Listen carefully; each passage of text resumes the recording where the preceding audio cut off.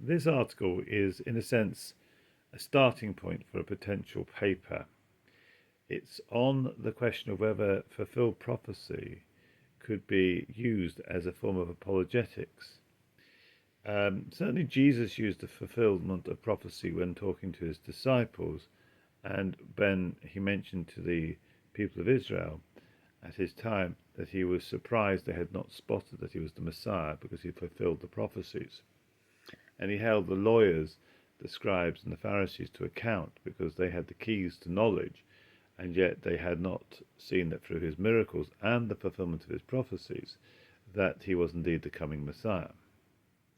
My thought was that we could possibly do the same thing with modern fulfillment of prophecies, that we have sufficient evidence now to say that certain prophecies have been fulfilled, and they're ones that authenticate the Bible. The one I'm most interested in is, in fact, the re-establishment of the State of Israel.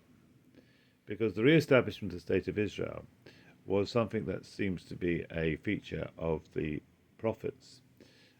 Most of the prophets seem to have at some point during their prophecies something referring to the end times and the re-establishment of the State of Israel.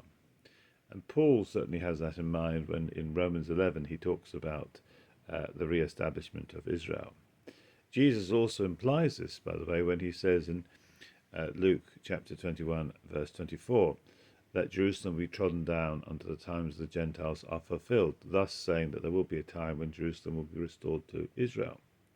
Likewise, he does not dismiss the idea that Israel will be restored when the disciples ask him, and when will you set up the kingdom in Israel, in Acts chapter 1.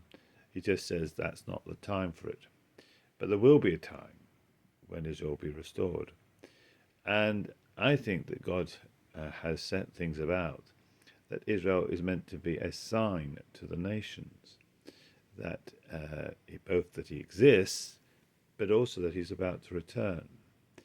And I think it's that sign that we could actually use as a form of apologetics, and that's what I want to explore in the paper, which I hope to produce in the next few months.